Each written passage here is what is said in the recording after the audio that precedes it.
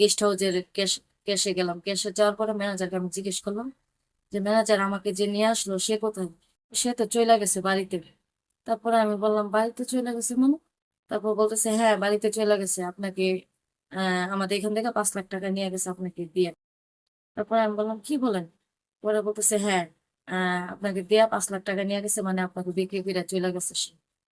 পরে বলতেছে, সে তো, পরে আমি বললাম যে না, অসম্ভব, সে আমাকে অনেক ভালোবাসে, সে অনেক মেয়েরে অনেক ভালোবাসে, কিন্তু সে ভালোবাসে না, সে তার মেয়েদেরকে পটামটাই না এখানে বিক্রি করে চলে যায় টাকা পয়সা নিয়ে। তারপরে আমি বললাম, আমার তো শুনে মাথা জুইরা বাড়ি পড়ছে।